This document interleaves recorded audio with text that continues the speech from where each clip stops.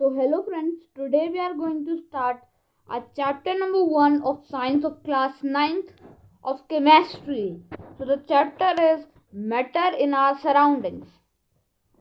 Okay, matter in our surrounding means matter which is in our whole surrounding. Okay, so in this chapter we will study, the topics are given over here.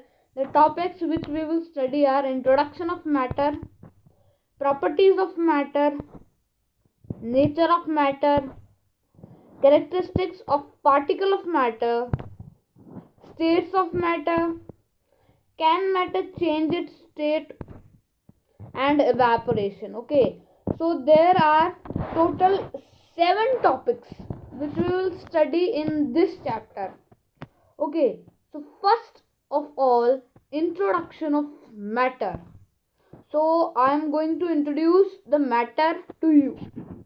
What is matter? Matter is that substance which occupies space and have mass. Okay, so what is matter? Means the thing, the object which occupies space, substance which occupies space and which have mass. It is known as matter. You got it? Okay. So it can be anything. It can be the smallest substance or can be the largest substance in our world. Okay. So means it can be the smallest substance or it can be the largest substance. Like example is mountain, elephant, ant. Means it can be anything. Like chair, table, fan, torch, tablets, laptops, anything means anything which occupies space and have mass is a matter. Okay, it can be the smallest thing or the biggest thing in our whole world or universe. Okay, even the planets, stars, everything is matter. Okay, so this was the introduction of matter. So as we are going to the properties of matter, means how many properties are of matter. So there are only two types of properties of matter. First is physical property and the other is chemical property. Okay, so first of all we will study about physical property and then chemical property. So let us start. Physical property of matter. Okay, so the physical properties are used to observe and describe the matter. Means to see and to tell about it, means to describe it. Okay, like appearance means it is big, small, like this. Texture means what is its shape, its color. Order. Melting point means what is its ignition temperature. Okay, melting point means does it have any melting point at the point, at the temperature when it is starts melting. Boiling point when it starts boiling. Density, how much it is dense, it is soluble or not. Polarity and many other properties means the physical which tells that is we can observe it or to tell about it. Okay, these are the physical properties and the other is chemical properties. So we are going to now study about chemical properties of matter. So the change of one type of matter into another type or the inability to change is a chemical property. Means changing from one shape to another. Okay, physical is just shape but chemical is changing. Okay, not same. Examples of chemical properties are like flammability, how it is flammable or not. Toxicity, it is toxic or not. Acidity, it has acids or not. Reactivity means it reacts or not. It reacts or not on the object. And heat of combustion. Okay. So these were the two properties. Chemical property first is and the other is first, yeah, we can say chemical first or physical first. Okay, first is chemical and the other is physical. Yeah, now we here come about the nature of matter, means how many nature are there in matter. So there are two types of nature of matter, chemical nature and the other is physical nature. Okay, so in this chapter we will only study about physical nature of matter. First, I have told you that in this chapter only we will study about physical nature of matter. I will tell you the definition of chemical nature, but we will further study about physical nature. In the next class, we will study about chemical and physical both. Okay. Now, first of all, chemical nature I am going to tell you. The chemical properties of matter describe its potential to undergo some chemical change or reaction by virtue of its composition. Chemical properties are of matter which describe its potential and they which undergo the chemical change or they react each other, the virtue of its composition. There is a reaction with the virtue of its composition, like the elements, electrons and the bonds that are present give the matter potential for chemical change. It is quite difficult to define the chemical property without using the word change, because chemical, I have told you, chemical property is also changing and chemical nature is also to change. Okay, so this is the chemical nature of matter. Now we come to the physical nature of matter.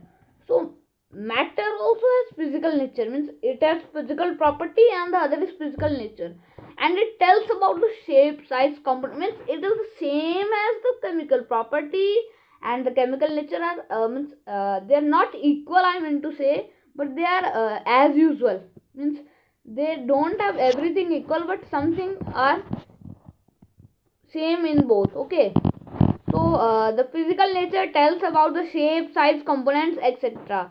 So these are the physical, all this tells all the physical properties of matter. Okay, so here we have done about two natures, physical nature and the other is chemical nature. Now here physical nature of matter means, now I am going to tell you with full explanation. Matter is made up of particles that we know. Matter is made up of small particles. Okay, there is also the physical nature of matter. We are going to study about the two physical nature of matter. Okay, so matter is made up of particles. Okay, so we will define it how. By matter on earth is in the form of solid, yes, liquid and gas. This we will study ahead. Okay, solid, liquid and gas are made up of tiny particles, we can say tiny particles called atoms and molecules. So here we are going to study that how matter is made up of particles, means matter has are in three compositions: solid, liquid and gas. So solids, liquids and gases are made up of small particles called atom and molecule which we will study ahead. Okay, how small are these particles of matter? Okay, so means how much small, means it is very small, big, we will study here. So the very small size of particle of matter can be shown by performing the following experiment by using potassium permanganate and water. Okay, so we will tell you that how small it is. They are very small in size, and this can be means we have to prove it that how they are very small in size of. Okay, so we are proving it performing by an activity experiment. Okay, by using potassium permanganate and water. So here we will take 2 to 3 crystals of potassium permanganate and dissolve them in 100 ml of water in a beaker. We will get a deep purple colored solution of potassium permanganate in water. We have to take out approximately 10 ml of this solution and put it into 90 ml of clear water. Okay, in second beaker, means we have to take I mean to say we have to take 3 to 4 beakers. Okay, So we have to put it in the other beaker with 90 ml of clear water in second beaker.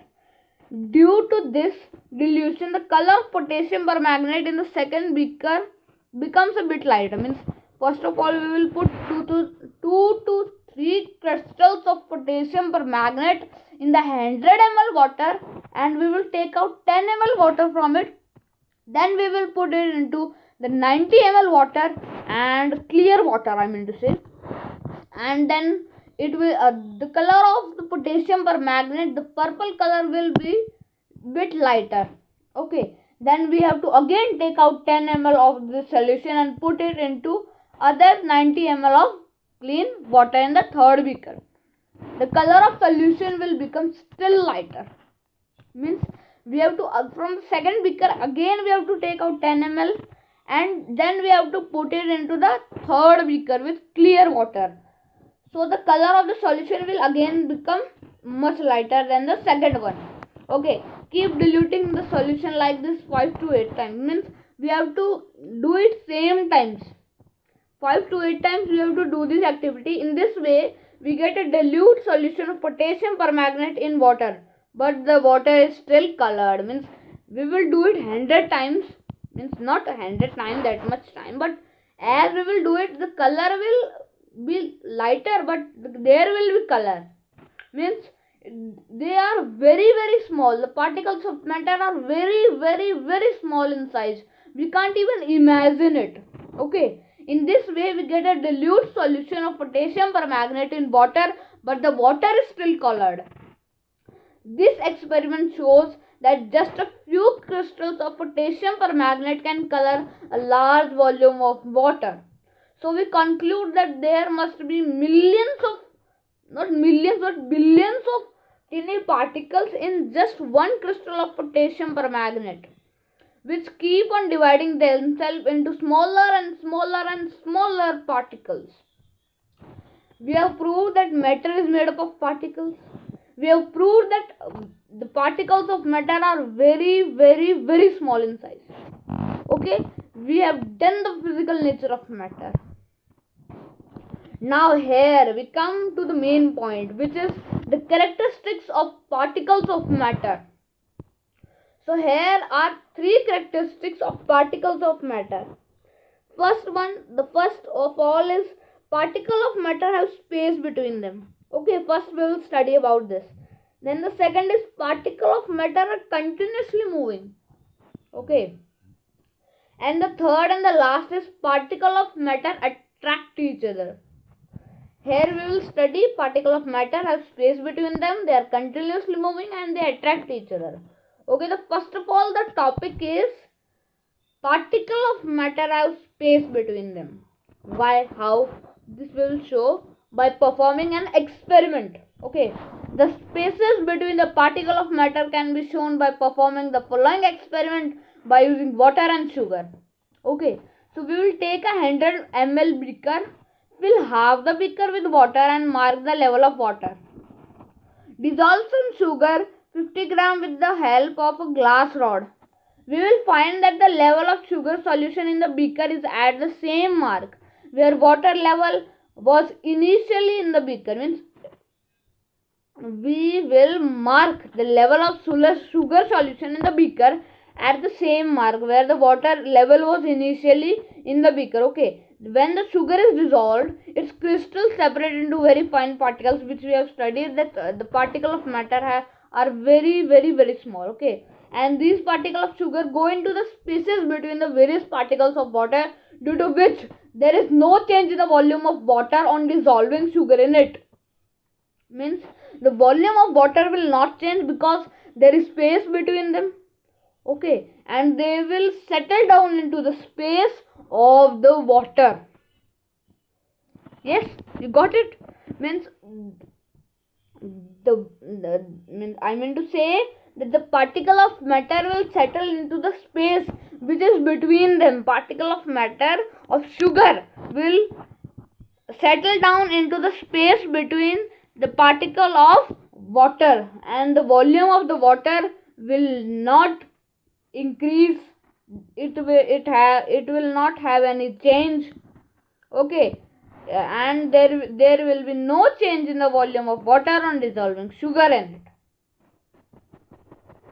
So the last one is the fact that there is no change in volume on dissolving sugar in water tells us that there are spaces between the particles of matter. Means it tells us about that there is space between the particles of water. Yes. So we have done that particle of matter or space between them. Now the second topic is that particles of matter are continuously moving. How they are continuously moving? You may have the question. Okay, so we'll study in it. The best evidence that particles of matter are constantly moving comes from the experiments on diffusion and Broveen motion. So the best example of the particle of matter are constantly moving, means they are continuously moving, is from the experiments on the diffusion and the Broveen motion. Now we will study about diffusion Broveen motion next time, but this time we are going to prove it that particles of matter are continuously moving. So the particle of matter are constantly moving can be shown by performing the following experiment by using potassium permanganate and water again. Means that we have taken in the we have taken it that how small they are, and now we are again taking it by potassium permanganate and water again we are taking for proving that particle of matter are continuously moving as in above. If we carry out this experiment by using hot water in the beaker, we will find that the water turns purple at a faster rate. Okay, this is because that on heating the particle of water and that of potassium permanganate gain kinetic energy and move faster. Okay, means the kinetic energy increases as the heating as it gets more and more heat. So the particles have the faster movement in it. Due to the faster movements, they mix into each other more quickly. So over here it is written that as they move faster, they will mix quickly. Means they are continuously moving. Not they are not stopping after hitting. They will stop and then again move, but they are continuously moving. So the second topic is also covered. The third topic is that particles of matter attract each other. How? Now we are going to do it. There are some forces of attraction between the particle of matter which bind them together. The force of attraction between the particle of the same substance is known as cohesion. Yeah, so here the meaning is that the force of attraction means the force of attraction between the particle of the same substance means the process of the force of attraction between the particle of the same substance is known as cohesion. Okay, if we take a piece of chalk, we are going to do this activity. If you take a piece of chalk,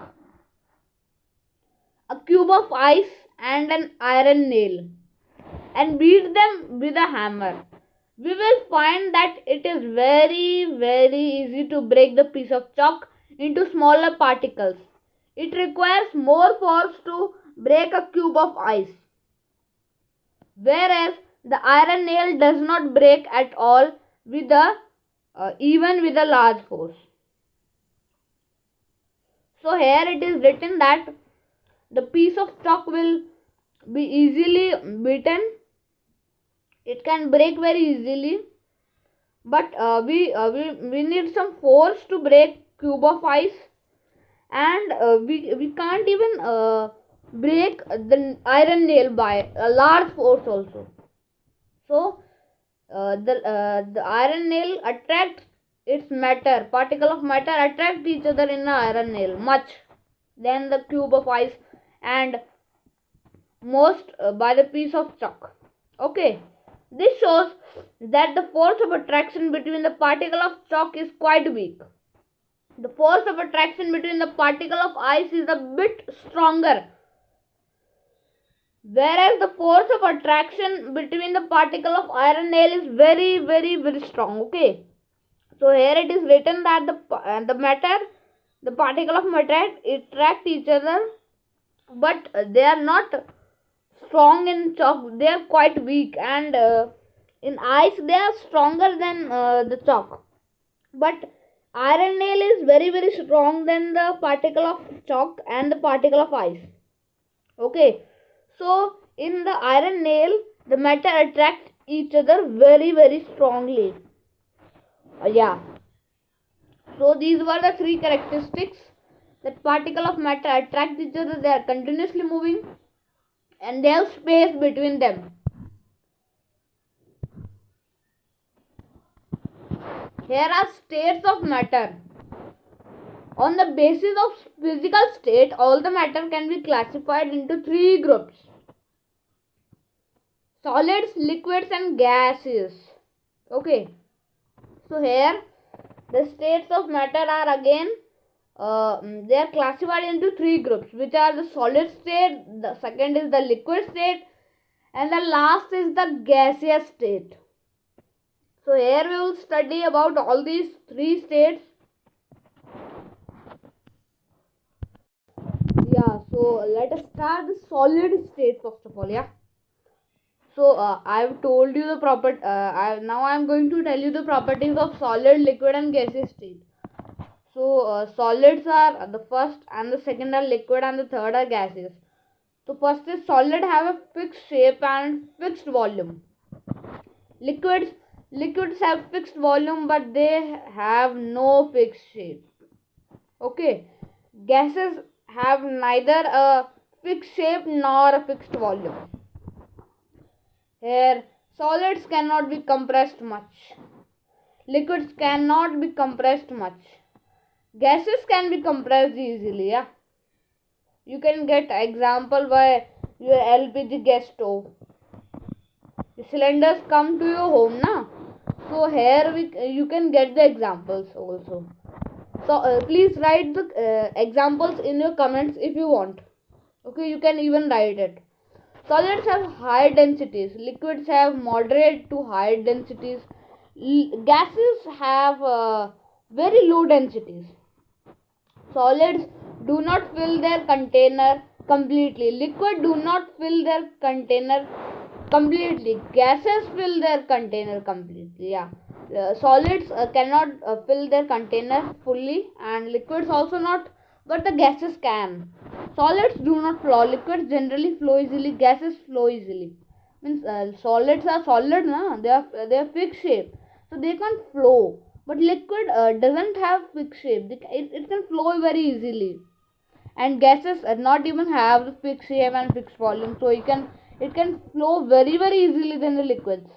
Examples of solids are ice, coal, wood, stone, iron, etc., etc. And water is milk, fruit juice, ink, petrol. We can write etc. Means much more, diesel, etc. And gases are air, oxygen, hydrogen, nitrogen, steam, etc. Argon. Many are there. Okay, so gases are there. Okay, so I have told you the properties of solid. You can even write these in your own notebooks if you want. Okay, here we are, can matter change its shape? Effect of change of temperature means how the matter can change its state by the effect of temperature, by the effect of pressure. There are mainly two effects of change of the state of the matter can change its state by mainly two of these effects: effect of change of temperature and effect of change of pressure. So first of all, effect of change of temperature, solid to liquid change, which is melting. Okay, the process in which a solid substance changes into a liquid on heating is called is called melting or fusion.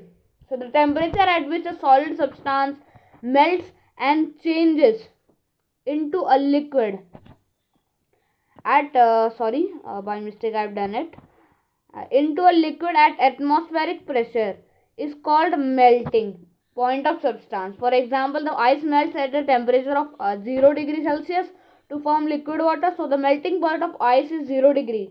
Okay, 0 degree Celsius. At melting point, ice changes into state from solid to liquid. Means the ice changes into the water. Okay, different solids have different melting points. Higher the melting point of solid substance, greater will be the force of attraction between its particles. Means as high the melting point will of the solid substance will be, the more greater will be its attraction force. The melting point of a solid is an indication of the strength of force of attraction between its particles. When a solid substance is heated, the heat energy makes its particle vibrate more vigorously. At the melting point, the particle of a solid have sufficient kinetic energy to overcome the strong forces of attraction, holding them in fixed positions and break to form small groups of particles, and the solid melts to form a liquid. And I've told you about the solid to liquid change, which is melting. And now here we come to liquid to gas change, which is boiling, or we can say vaporization. The process in which a liquid substance changes into gas rapidly on heating is called as boiling. The temperature at which a liquid boils and changes rapidly into a gas at atmospheric pressure is called the boiling point of the liquid. For example, when water is heated at temperature of 100 degree, it starts evaporating or boiling. We can say mainly boiling. Different liquids have different boiling points. The boiling point of a liquid is a measure of the force of attraction between its particles. When a liquid is heated, the heat energy makes its particle move even faster. Here also, as the kinetic energy will increase, the movement in the particle will become faster. At the boiling point, the particles of liquid have sufficient kinetic energy to overcome the forces of attraction, holding them together and separate into individual particles. Here the normal there is a sufficient kinetic energy which attracts the force for holding them together, for holding the particle of liquid together and separate them into individual particles, and the liquid boils to form a gas. Okay, so here two effects are done, not effects but 2 points of change of temperature is done, of melting and boiling. Now here we come gas to liquid, which is condensation. You may have studied it in your lower classes. The process of changing of a gas to a liquid by cooling is condensation. Okay, when steam changes into water on cooling, it is called condensation of steam. When a gas is cooled enough, then its particles lose so much kinetic energy that they slow down, move closer together until they start being attracted to each other and form a liquid. Okay, so here we have done the condensation. Now we come to freezing, liquid to solid. The process of changing a liquid into a solid by cooling is called as freezing. The process of changing of a liquid to water to ice is freezing. For example, when water is cooled, it gets converted into solid called ice. This is called freezing of water. Freezing means solidification. It is right that freezing means solidification. Okay, so here we have done here we have done melting, boiling, then condensation, then freezing. We have done of the temperature. Now we are going to the latent heat. First of all, I am going to tell about latent heat also to you. The heat energy which has to be supplied to change the state of a substance is called its latent heat. The heat energy which is supplied to change the state. The energy which is supplied to change the state of a substance is known as the latent energy or heat energy. Latent heat does not raise the temperature, but latent heat has always to be supplied to change the state of a substance. The word latent means hidden. The latent doesn't rises the temperature of the substance, but latent heat always is supplied to change the state of matter, substance, or okay. So the word latent means hidden, means hidden heat, which it doesn't increases the temperature. The latent heat which we supply is used up in overcoming the forces of attraction between the particle of substance during the change of state. Means the latent heat supply is used for means the force of attraction is higher, but the latent heat decreases it, and mainly it is used to supply and used in overcoming the force of attraction between the particle of substance during which change the state of the substance. Latent heat does not increase the kinetic energy of the particle of the substance. Means it doesn't increases the kinetic energy, but it decreases it. Not even decreases, not even increases. That's the same. So the temperature of a substance does not rise during the change of state. It is used for not rising the temperature of the substance by the change of state when it is during the change of state. Latent heat is also of two types: latent heat of fusion and latent heat of vaporization. First of all, we will study about the latent heat of fusion. Latent heat of fusion means solid to liquid change. The heat which is going into ice but not increasing its temperature is the energy required to change the state of ice from solid to liquid. This is known as the latent heat of fusion of ice. Okay, means the latent heat will not increase the temperature of ice, but it will automatically the state of ice from solid to liquid, it will change. This is known as the latent heat of fusion of ice. The latent heat of fusion of a solid is the quantity of heat in joules required to convert 1 kilogram of the solid to liquid without any change in temperature. Means it is used not to change any temperature. It doesn't changes its temperature, but automatically it changes 1 kilogram of solid to the liquid. The latent heat of fusion of ice is 3.34 into 10 raised to the power 5 joules per kilogram, or 3.34 into 10 raised to the power 5 J per kg. Okay, this is latent heat of fusion. Now we come to the latent heat of vaporization. The latent heat of vaporization of a liquid is the quantity of heat in joules required to convert 1 kilogram of liquid to vapor or gas.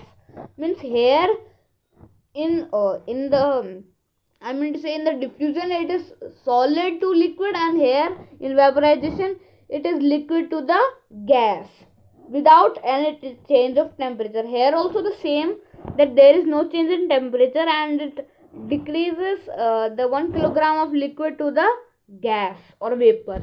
The latent heat of vaporization of water is 22.5 into 10 raised to the power 5 joules per kilogram, or we can write as 22.5 into 10 raised to the power 5 J per kg. Now latent heat of vaporization is also done. Now we come to sublimation. The changing of a solid directly into vapor on heating and of vapors into solid on cooling is known as sublimation. Means its meaning is that the changing of the solid directly into vapor, means not water, means not liquid, from solid to direct vapor on heating, and of vapor into direct solid on cooling. Means not any liquid will there, but it will direct from solid to vapor and from vapor to solid. Means solid to vapor on heating, and on cooling vapor to solid. It is known as sublimation. The changing of a solid directly into vapor is called sublimation, and the changing of vapor directly into the solid is also known as sublimation. So the common substances which undergo sublimation are ammonium chloride, iodine, camphor, naphthalene, and anthracene. When these solids are heated, their particles move so quickly that they separate completely to form the vapor or gas. And when these vapor are cooled, these particles slow down so quickly that they become fixed and form a solid. Means The meaning is that when these solids are heated, they become into from solid to means directly into gas, and when they are cooled, from directly gas to directly the solid. So this is sublimation. Now we go to the next. Here we come to effect of change of pressure. So effect of change of pressure means the physical state of matter can also be changed by increasing the pressure or decreasing the pressure. Okay. Gases can be liquefied by applying pressure and lowering temperature. Means as we will lower the temperature of the gas, it will, and as we apply pressure on it, it will be liquefied. When a high pressure is applied to gas, it gets compressed, and when we also lower its temperature, it gets liquefied. Like LPG, liquefied petroleum gas. In your house, you use it as a fuel. So we can also say that gases can be liquefied by compression and cooling. Okay. Ammonia gas can be liquefied by applying high pressure and lowering the temperature. Example is ammonia gas, na? So we can apply high pressure and lower the temperature. It will be liquefied. Decreasing the pressure and raising the temperature can change the state of matter also. Solid carbon dioxide, dry ice, is stored under high pressure. Okay. When a slab of solid carbon dioxide is kept exposed to air, then the pressure on it is reduced to normal atmospheric pressure. Its temperature rises and it starts changing into the carbon dioxide gas. So this is how the effect of change of pressure is there. Okay. Now we go to the next slide. Here it is evaporation. Okay, as we will start evaporation. Yes, so let us start. The process of a liquid changing into vapor, even its boiling point, is called evaporation. Okay. The wet cloths dry to evaporation of water present in them. Common salt is also recovered from seawater by process of evaporation. Means the salt we are eating, it is also recovered. Means it is also taken out from seawater by the process of evaporation. The process of evaporation can be explained as follows. Some particles in liquid always have more kinetic energy than the others. So even when a liquid is below its boiling point, some of its particles have enough energy to break the force of attraction between the particles and escape from the surface of the liquid in the form of vapor, and thus the fast movements of particles of a liquid are constantly escaping from the liquid to form vapor. Okay.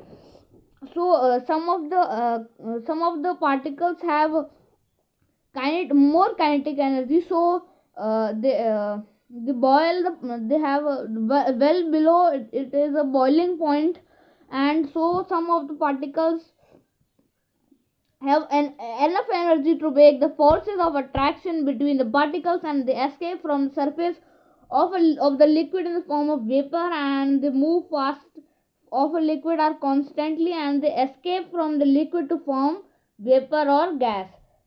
What factors affecting the evaporation, and how does evaporation cause cooling? So we will study these two topics also.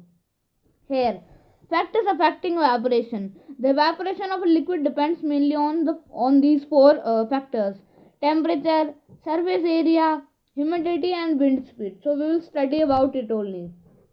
Temperature. The rate of evaporation increases on increasing the temperature of the liquid. Means as we will increase the temperature of the liquid, the evaporation will also increase. The surface area of the liquid, the rate of evaporation increases on increasing the surface area of the liquid. Means as the surface area of liquid will increase, the evaporation rate will also increase. For example, if the same liquid is kept in a test tube and in a china dish, then the liquid kept in the china dish evaporate more rapidly. So the humidity, third of the option is humidity of air. The amount of water present in air is represented by called humidity. Means amount of water which is in the air in the is known as the term by which it is represented is known as the humidity. When the humidity of air is low, the rate of evaporation is high. Means when there is less amount of water, then there will be a higher evaporation rate, and the water evaporates more readily. Means the water will evaporate more fastly. Wind speed. Fourth option is wind speed. The rate of evaporation of a liquid increases with increasing wind speed. Means as the wind speed will increase, the rate of evaporation of a liquid will also increase.